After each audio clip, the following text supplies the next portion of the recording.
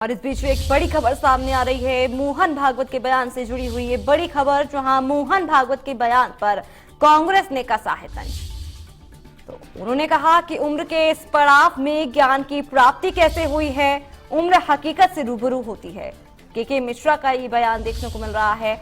और आपको ये भी बता दें कि संघ प्रमुख भागवत ने अच्छी बात कही है, राम जन्मभूमि काशी मथुरा पर समझौता नहीं है। तो ये बड़ी बातें अब देखने को मिली हैं, बड़ा बयान अब देखने को मिल रहा है। मोहन भागवत के बयान पर कांग्रेस ने तंज कसा है। कहा गया है कि उम्र के इस पड़ाव में ज्ञान की प्राप्ति कैसे हुई है।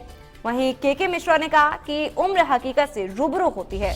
तो वहीं बीजेपी ने भी पलटवार करते हुए ये कहा कि संघ प्रमुख भागवत ने अच्छी बात कही है। ये बड़ी बातें अब देखने को मिल रही हैं।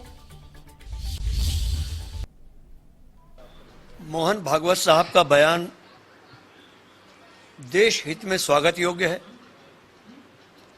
मगर उम्र की इस दहलीज पर उन्हें यह तत्वज्ञान क्यों प्राप्त हुआ, यह भी खोज का विषय है।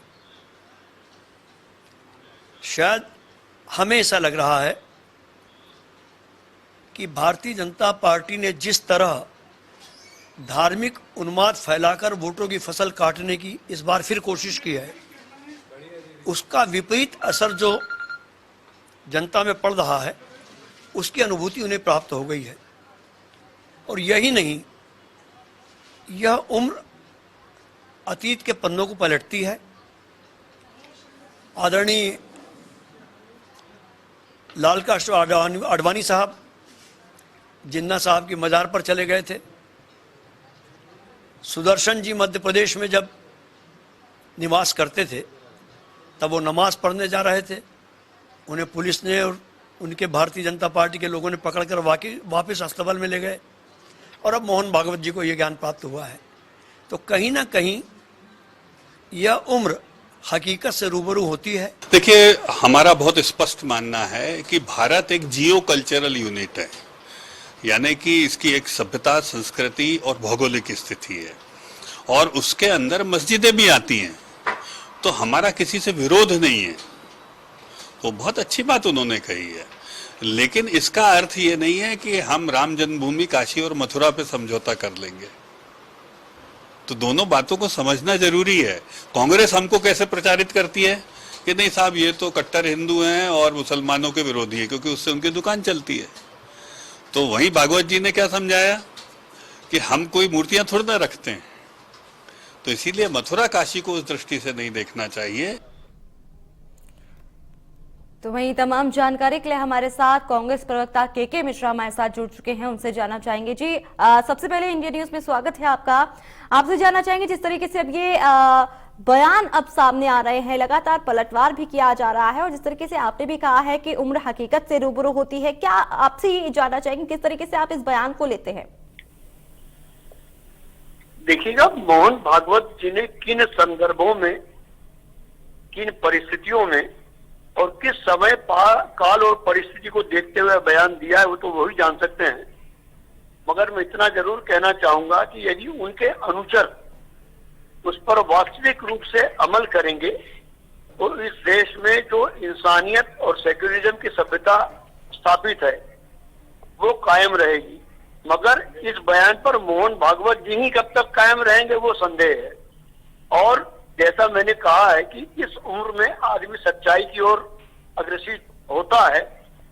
आपको ख्याल होगा कि लाल कृष्ण आडवाणी साहब भी इस उम्र में जिन्ना की मजार पर गए थे फूल चढ़ाने। सुदर्शन जी जब भोपाल में थे तो सुदर्शन की मस्जिद में नमाज पढ़ने जा रहे थे, उन्हें पुलिस और आरएसएस के कार्यकर्ता पकड़ कर ले गए, उन्हें संविदा विद्यालय वहां छोड़ा।